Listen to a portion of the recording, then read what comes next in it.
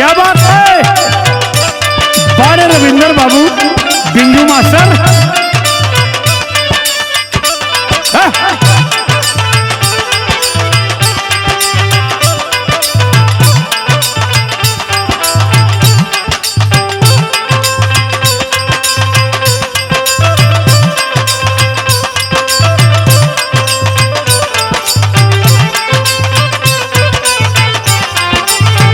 कसम से बोल दूंगी, कसम से बोल दूंगी बाबा।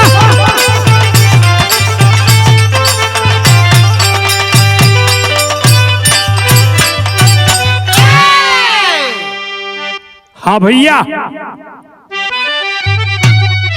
आजमगढ़ हरिओम स्टूडियो से ये बिरहा जो सुनाओ थी। ए बाबू, नयका लड़का लोग तो भोजपुरी गीत तमाम निकलल बा। वो लोग जितना अश्लील हमन गाय दे वो लोग के नीक लगत, लेकिन भोजपुरी गंदा ना, वो भी विधा है। अब आप लोग के एक बिरहा हम सुनाओ चलत ही। हमारे कवि जी स्वर्गीय हो गए हैं, प्रसिद्धन यादव कवि जी। आज भी नौजवान लड़के हैं जो हिंदी से बीए एमए कर रहे हैं। बिरहा में धुन तरज का आनंद तो अलग है, जरा हिंदी के शब्दों का मजा लीजिएगा और कहानी तो भरपूर समझ में आएगी।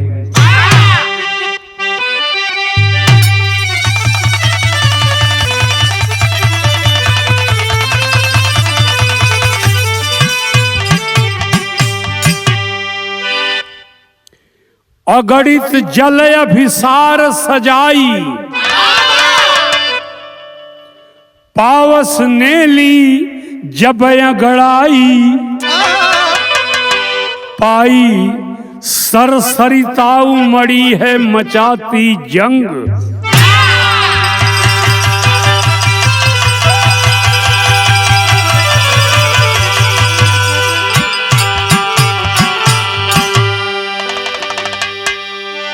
बिरहा के सुनने वाले बाबू हमारे दाता हैं, भगवान हैं।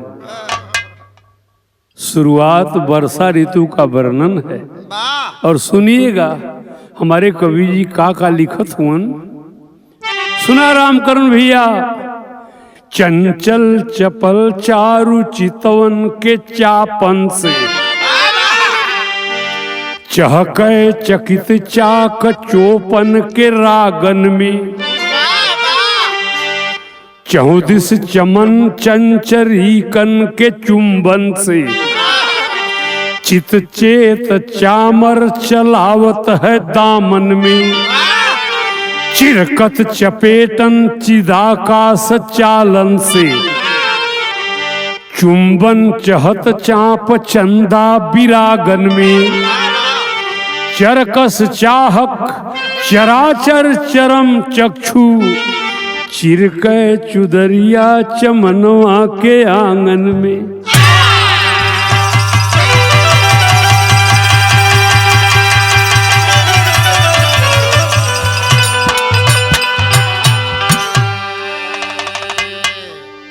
वर्षा ऋतु का वर्णन है। कवि जी अनुप्रास अलंकार की झड़ी लगा दिए हैं। पावस ऋतु का मिला प्यार, वसुधा ने ली अगड़ाई,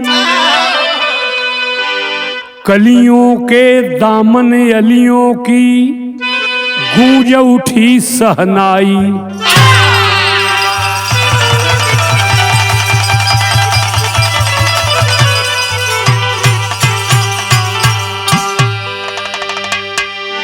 बिरहा तो हो कि पूरा परिवार सुनो, सब लोग सुने। देखा धुन कौन रखाई, कौन हो रामकरण भैया? बस बस, अरे जगमग तरैया से भरल अंगनवा, ओहो जगमग तरैया से भरल अंगनवा, देखन वाला गंवार हो,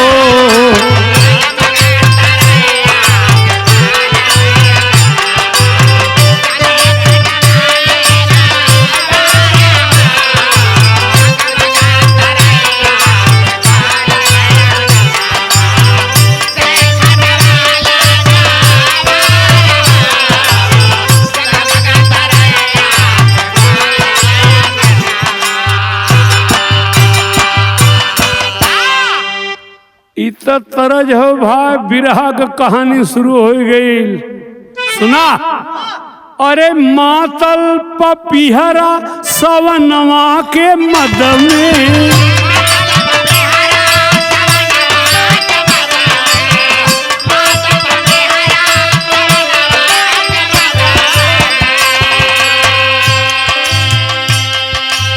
प्रीतम सनेहिया चूमू के मोरवा के ठोरवा पे घायल मोरनिया, नाचे जवनिया झूम के,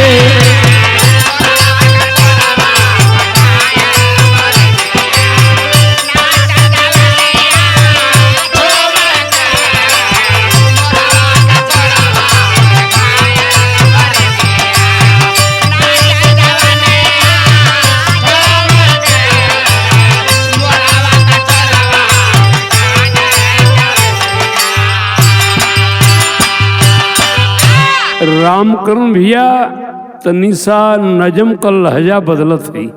कबो कबो बोलू भैया गाँव में भर प्यार चली सियरन में, मधुकरी मचलती टोली, अरमान मिलन का लेकर कलियां दामन को खोली,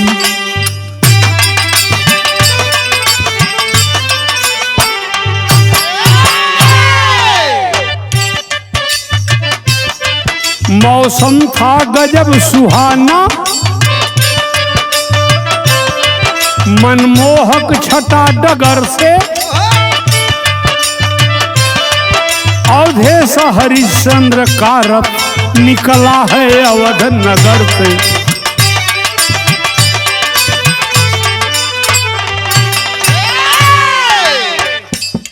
कहानी भी समझ चला बाबू। राजा हरिश्चंद्र रथ पे सवार कहाँ चलन,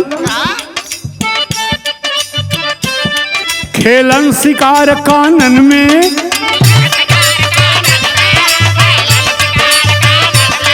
पहुंचा है भूप दुलारा,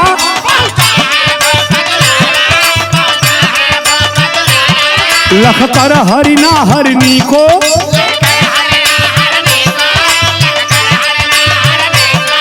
सरसाद हरिन पे मारा,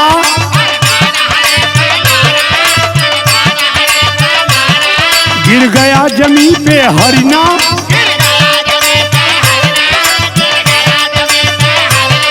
हरिणी से चला बिछुड़ के,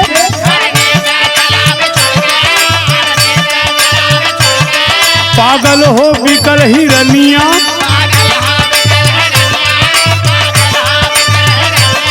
बोली है आंसू भर के,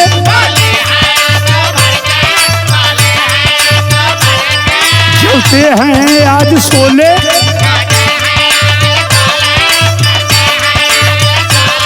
अरे जैसे मेरे चमन में,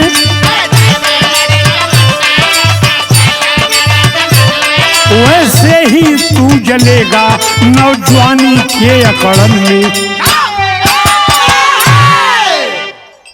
समझला बात।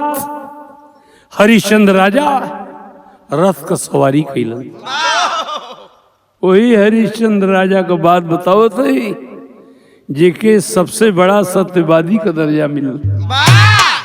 जंगल में शिकार खेले गईलन, एक हरिना पर निशाना सधा दिलन, लगल हरिनवा के बान, हरिना मर गल। हरिनिया दुखी है, नीच राजा पापी, आज चढ़ल जवानी में तय हमारे साथ छोड़ा दे ले, तोर हालत का हुई। ये हरिणिया पति वियोग में कहत जब हरिणा मर गए तो हरिश्चंद्र राजा के श्राप दिलस। अरे बनबा जवानिया में कोढ़िया हो राजा,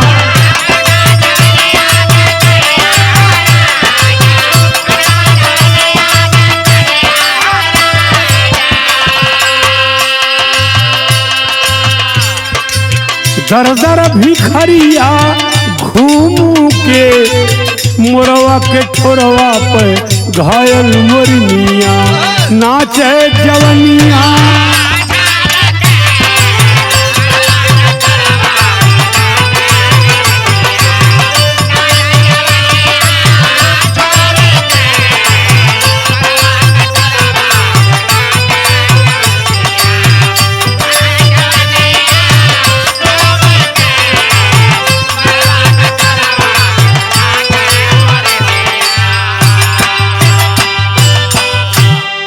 एहू गाना के लिखे वाला जो पहले बताए कि प्रसिद्ध यादव कवि जी जो स्वर्गीय हो गए उनका लिखली गीत तनी एक बड़ी रामकरण भैया। अवध का कोहिनूर खो गया और राजा कोढ़ी भय गर्दिश में मिला गरूर। अवध का कोहिनूर खो गया,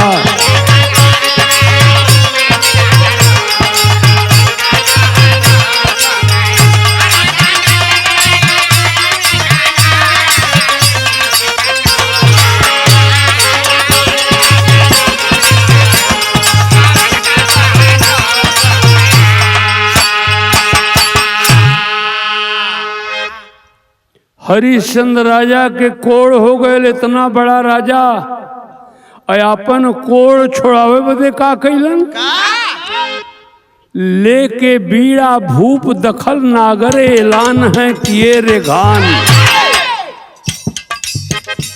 हिंदी पढ़े वालन बदे है।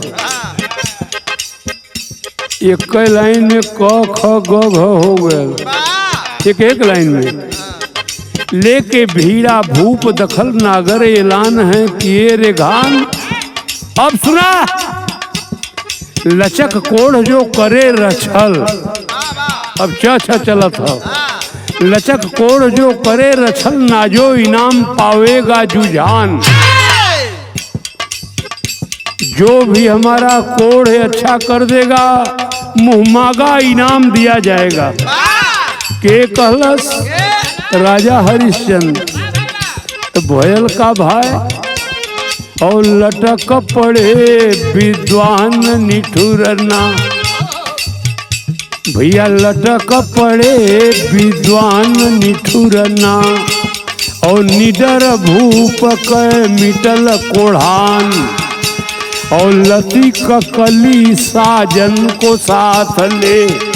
भैया लती कली साजन को साथ ले, नादानी दुख सहे निदान।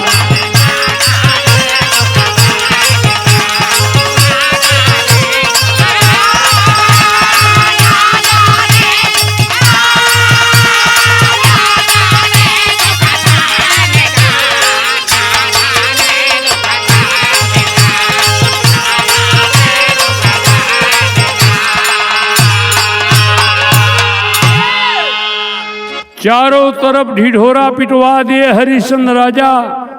देही से कोढ़ चुअत हो भाई, लग गल हरिणिया का श्राप। कोढ़ का निदान नहीं मिला। कोई कोढ़ बढ़िया करने वाला डॉक्टर वैद्य नहीं मिला। हरिश्चंद्र का दुल्हन सभ्या नाम रहा। अपने बचपन में ये फिल्म की हम देखले रही। वो फिल्म का नाम रहल हरिश्चंद्र तारामती।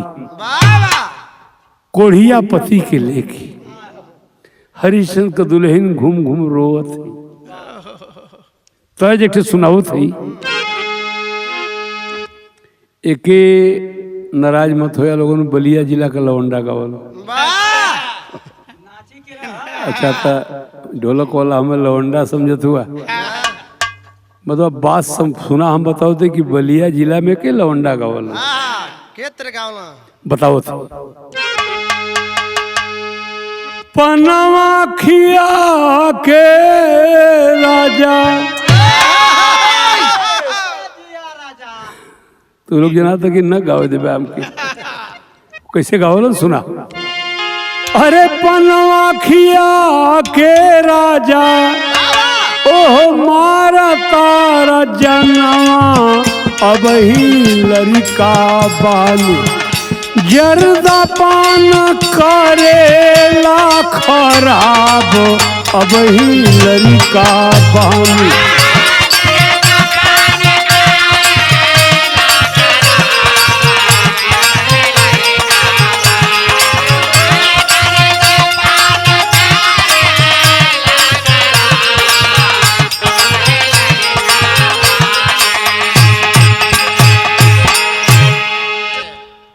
और कैसे ही गीत गावल जला शब्द इतने रही जरा सा लय बदली छपरा सहारिया में अरे बीके लारे चरखवा देवर मोरा जोगी रे भाई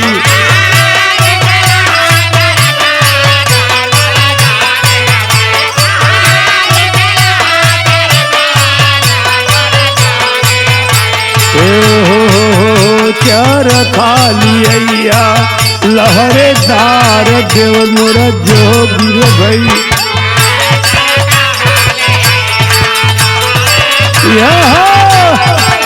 अरे हुड़का बजाला हुड़का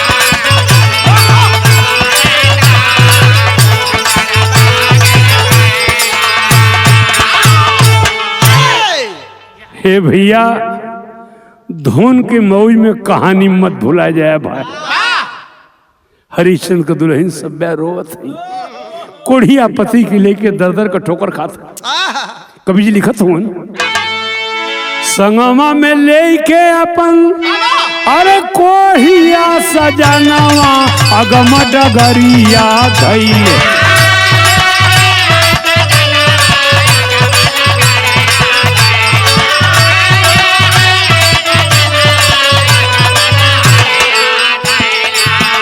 रानी घूम जोगी नी सिंगार अगम डगरिया धैले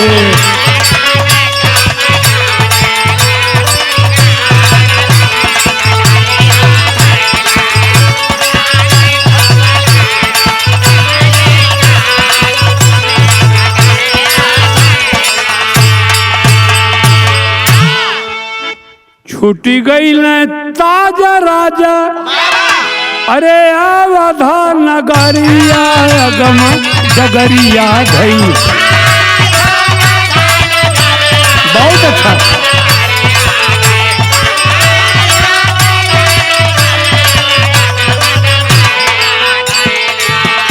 अरे फेरिया लगावे सन सार अगम डगरिया धैले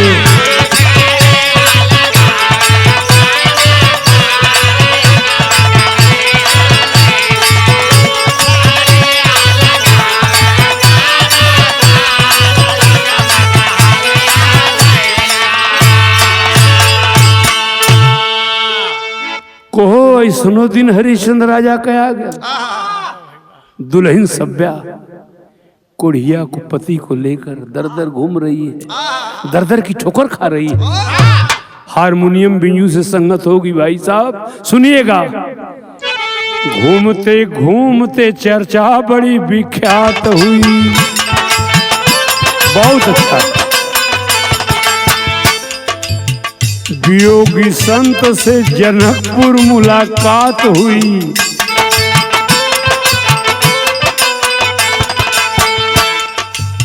अयोध्या से कोढ़िया दुल्हा के लेके कहाँ पहुंचली जनकपुर एक ठे जनकपुर में संत भेटाई गई अब रानी रोवत है बिलक सभ्या ने अर्ज राजा की है पेश किया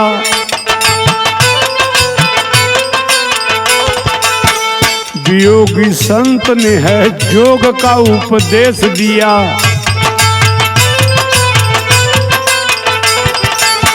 अरे रानी क्या रो रही है? तेरा दिन बिगड़ गया। नहीं तू राज रानी, भूप नहीं राजा है।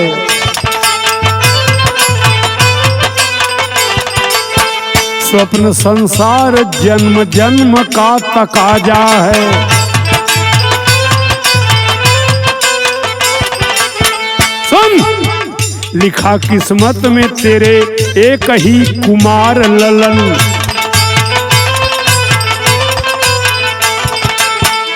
रोहित नाम जिसका होगा कभी प्यार मिलन।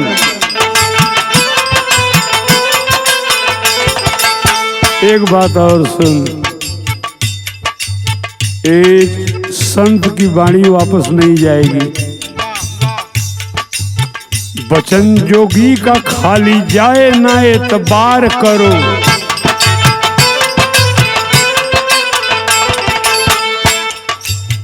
गोद की दौलत को ठुकरा दो चाहे प्यार करो।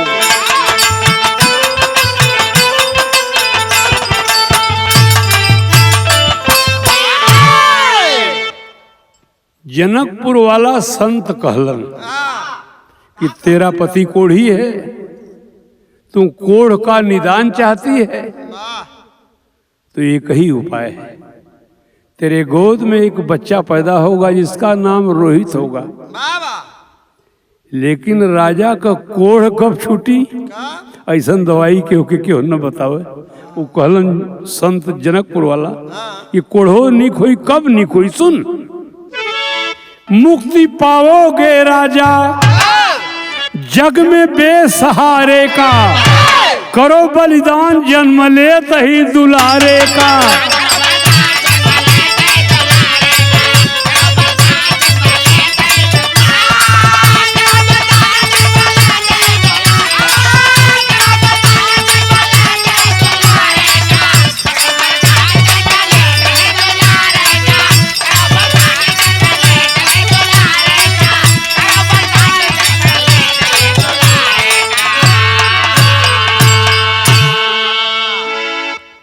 जनकपुर वाला संत कहलन कि रोहित नाम का बेटवा जन्मी, अगर कोढ़िया सुवर्ण बदन चाहत हो तो ज्यों लड़िकवा जन्मी, लड़िकवा के राजा अपने हाथे काट दिहन, इनकर कोढ़ निक हो जाए।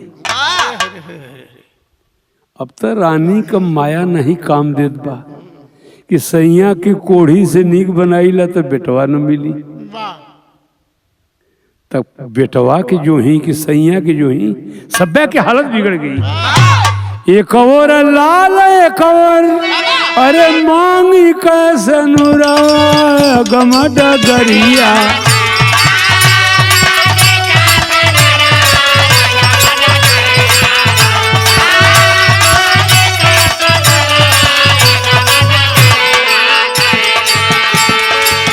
हरिश्चंद्र राजा की दुल्हन रो रही है। एक और लाल एक और मांगी कैसे नुरवा गमड गरिया।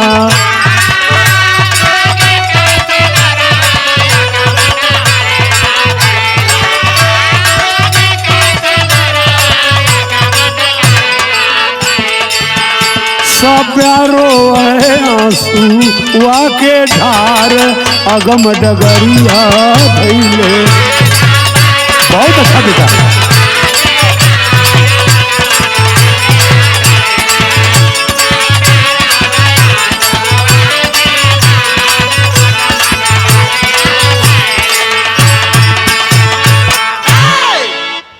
बिरहा तो सुनत हुआ लोगन दुर्जन का। एक बात बताई, नाराज मत होया। यह दुनिया में आदमी कितना मतलबी होता है, बुरा नहीं मानिएगा।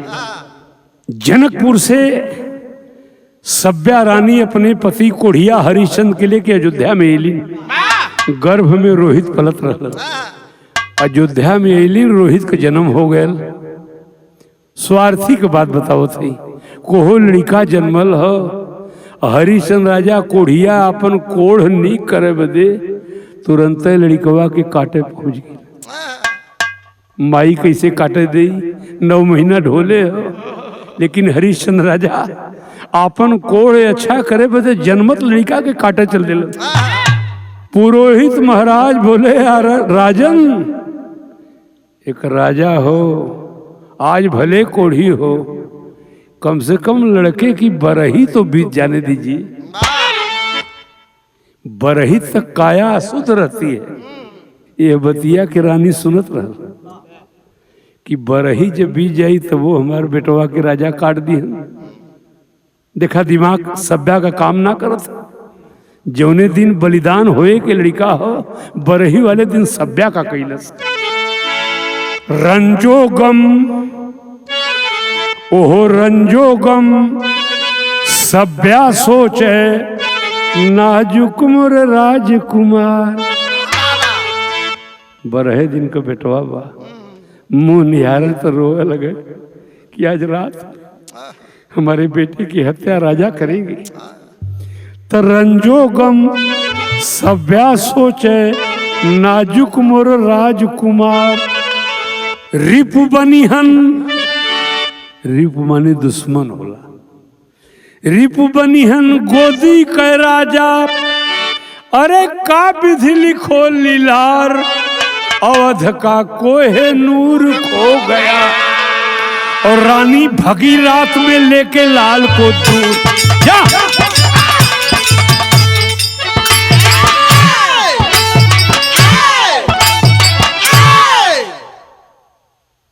बौरहिया बन गई हो, बरही बीतल हो।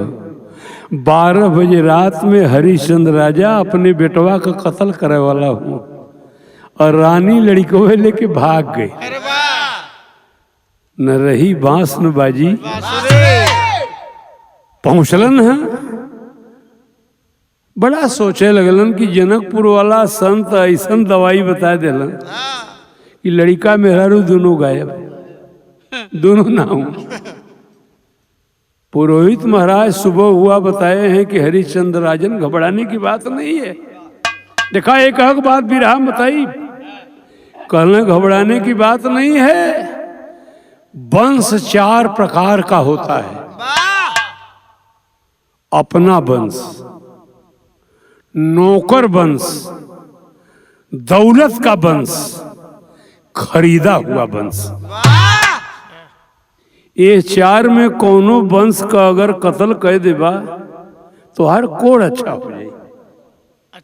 अच्छा हरिश्चंद्र के घटले का बा ऐलान करवा दिए पूरे अयोध्या में, जो भी अपना बेटा बलिदान करने के वास्ते दे देगा उसे मुहमागा इनाम दिया जाएगा। एक ब्राह्मण देवता को दुल्हन जो ब्राह्मणी रहलीन, वो दूसर की औरत रहली। वो विप्र देवता को पहली औरत मर चुकल रहली। पहली औरत से एक लड़का रहल, लड़का का नाम संकेत रहल। तो जो सौतेली औरत रहली कहली कि साजन कितना दिन गरीबी में बितावल जाई। अगर लड़का का कुर्बानी हरिश्चंद्र राजा चाहत हुआ तो है लड़कवा जो तोरे पहली औरतिया कहे कि काहे न बेच देता, मालूमाल हो जाए। ये बतिया के संकेत सुनत कि हमारे माई माई आज हमें बेचवावे कहते हो, वो में हरिश्चंद्र राजा हमारे कत्ल करी। माई तो न सुनी, लेकिन अपने बाबू से कहता। माई ने दूसरे हो, बाबू तो असली बाबू होंगे। वही टाइम रोए लगा। का कहलस, बिलखा नीरा ढारेला सुगनवा, कोई ना सहैया पीता जान, ठूक भर रोटिया जबरतों के भैली, करला कसैया हाथे दान।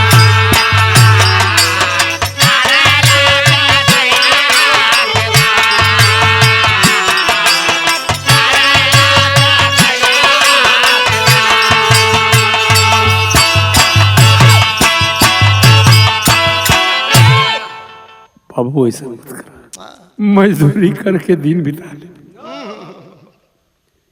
पिता से रो रहा है। बिरहा में आप लोग रोज रोज सुनेला कि पहपट आ गई, खड़ी आ गल, आल्हा आ गल। ए बिरहा में हमारे प्रसिद्धन कवि जी पपहट लिखले हो। तो हम बताओ नहीं कि पपहट का होला। सुना, अरे ले ले जाला पियावा, अब लियो ले जाला पियावा रे, नैहरे से नतवा छोड़ा ले जाला पियावा रे।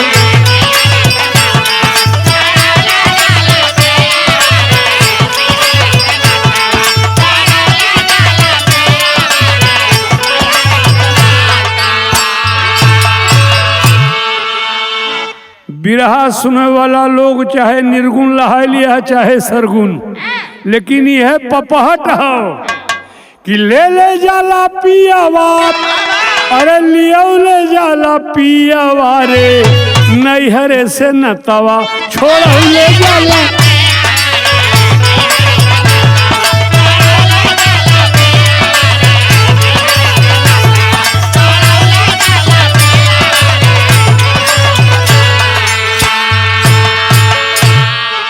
तनी बिरहा का बात सुना। संकेत नाम का लड़का अपने पिता से रो रो कर का था, जन्म के नाते अरे बिसरावत बाटा बाबूजी हो, ई गोदी का सनेहिया छोड़ावत बाटा बाबूजी।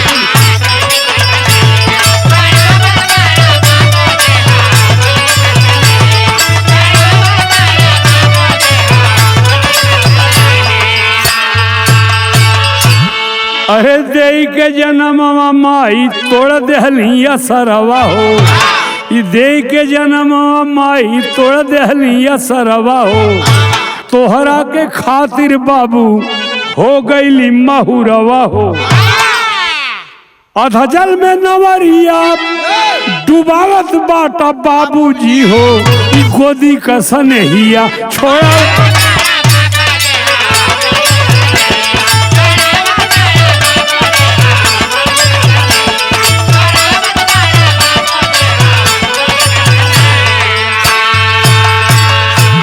हाथ जोर के रो रो लड़का कहता, बाबू एक बात और सुन ला कि कर दिया भलही कसैया हाथे दनवा, तू कर दिया भलही कसैया हाथे दनवा, और जन्म के नाते दिया गज भर कफनवा।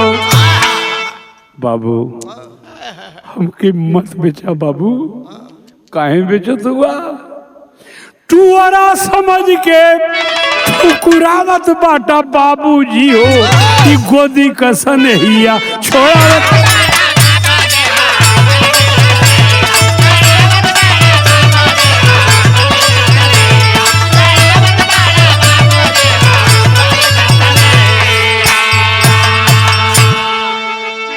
बहुत सारी बात कह रहा है।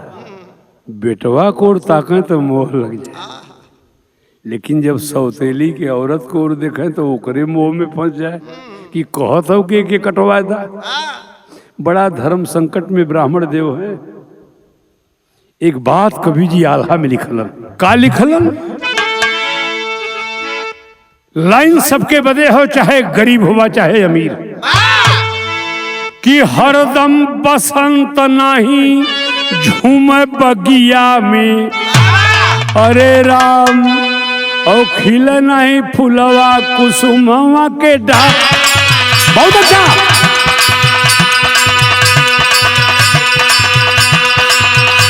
लड़का रोवत हो बाबू समझला, हरदम सनेहिया मिले ना गोदिया,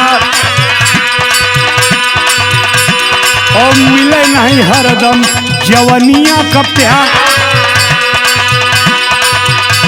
यह धनवा का लालच बाबू सब कुछ करावे, और चिन्ह नहीं अपना पराया सनसा,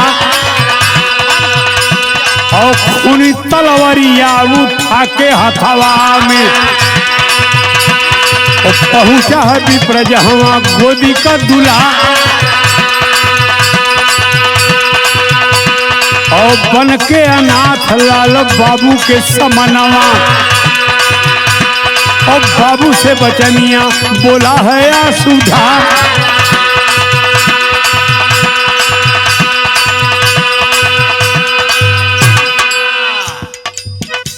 एक बात और समझ ला, सौतेली औरत के कहले पर विप्र देवता अचक धन लेके आपन लड़का संकेत के हरिश्चंद्र राजा के बेच दिलन। अब हरिश्चंद्र राजा आपन कोढ़ है अच्छा करे बदे ओ लड़का के काटे के तैयारी कैलन। पुरोहित महाराज कहलन कि आपका सर्वनाश है हरिश्चंद्र, बदन से कोढ़ चू रहा है, दूसरे एक ब्राह्मण के लड़के की कत्ल करने जा रहे हो, तुझे ब्रह्म हत्या भी लगेगी। डबल श्राप लगेगा। एक बात सुन ला, अगर लड़का तुम्हें मिल गया तो एक के क्यों दूसरे से कटवा दा, ब्रह्म हत्या से बच जा। तो वह सौतेली औरतिया कहने की अब का देखत हुआ। अचक धन हरिश्चंद्र राजा देवे कैलन। हरिश्चंद्र के ऐलान रहल कि जो इस लड़के को काट देगा 100 गाय और इनाम दी जाएगी। तो वह जोन सौतेली औरत रहनी अपने पति से कहनी कि अपने हाथों में बेटुआ काहे न काट देता, कितना दिन गरीबी के दिन काटल जाई, 100 गइयो इनाम लेला। वही संकेत का पिता जब बचवा के काटे पहुंचना रो रो कहत रहल, का कहत रहल, भैया खूनी तलवारिया उठा के हथवा में पहुंचा है विप्र जहाँ गोदी का दूल्हा, बन के अनाथ लाल बाबू के समानवा, और बाबू से बचनिया कहलया सुधा, और केहू ना सहरवा हमार दुनिया, और तोड़त बाटा बाबू आज नन्हवा कप्या, और जौने हाथे दूधवा मलैया खियवल, और कैसे उठौला वही हाथे तलवा, और पिता पुत्र नाते एक भिखिया चुकैया, और करिहा हलाल जब गर्दन हमार, हई लसिया न छुए पापी राजा हथवा से, और दिहा अग्नि दान अपने हाथ अंतिम बात।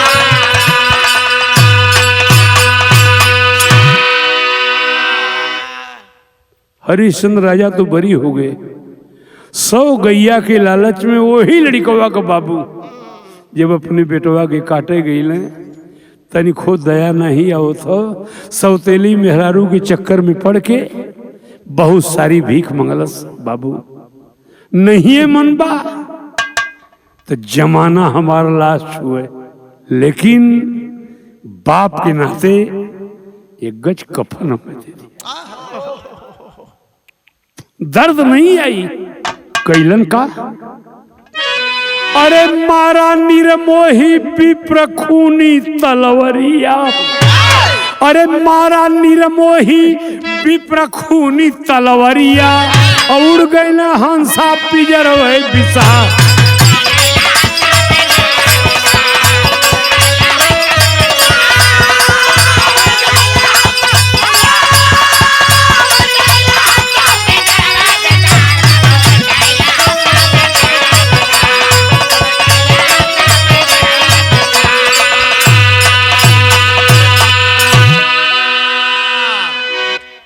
धन के लालच में वह ब्राह्मण अपने बेटे की कत्ल कर दिया।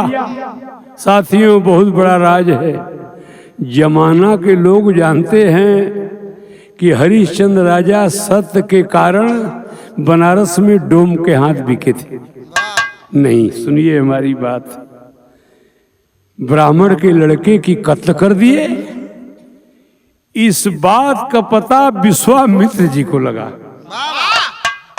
कि हरिश्चंद्र राजा अपना कोढ़ अच्छा करने के लिए एक ब्राह्मण के लड़के की कत्ल करवा दिया।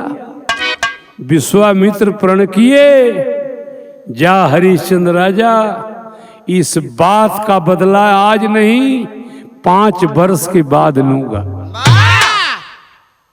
वही जब रोहित 5 साल का हो गया, अयोध्या में विश्वामित्र जी कहते हैं कि सुनता हूं हरिश्चंद्र बहुत दानी बनते हो। अवश्य महाराज, जो मांगूंगा दे दीजिएगा। कहना ले लीजिए, ये राजपाट मुझे दीजिए, ले लीजिए सरकार। कहना 14 भर सोना भी चाहिए। तो सोनवा आने जात रहलन। विश्वामित्र कहना राजन पागल हो गए, अब सोना कहाँ आपके पास है? राजपाट तो सब कुछ दे दिया, सोना तो देना पड़ेगा अलग से, चाहे जहां से दो। तो सुना तो नहीं, बिरहा का आखिरी विषय सुना।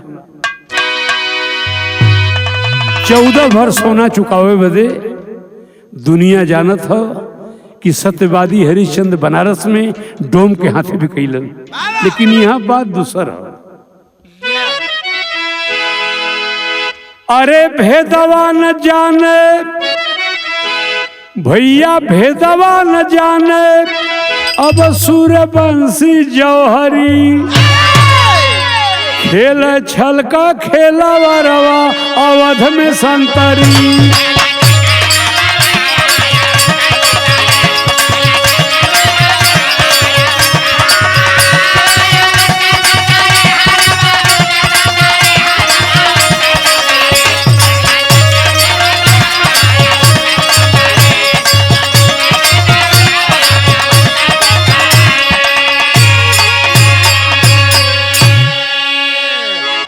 हरिश्चंद्र राजा से दान नहीं मांगा गया, विश्वामित्र बदला लिए। 14 भर सोना के लिए बनारस में आए हैं। कहानी आप लोग जानते हैं। राजा रानी रोहित संग काशी में बने बेगाना, कर मांगे मसान पर। अरे उ जाके कफन रोजाना, और लागल किस्मत का ठोकर आवाज अवध में संतरी।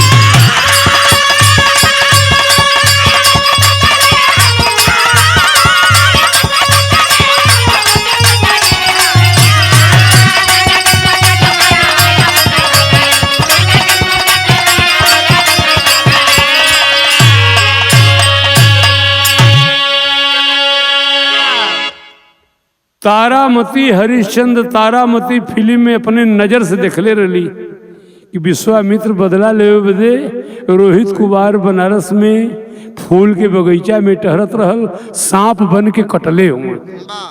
तुझे मालूम होगा दर्द हरिश्चंद्र, जो दूसरे का बेटा कटवाते हो। खेल रहा था पुष्प बाग में रोहित लाल दुलारा, विश्वामित्र बन डसे नाग। अरे उड़ गया नयन का तारा, और मिट गए सत्या का सहरवा अवध का संतरी।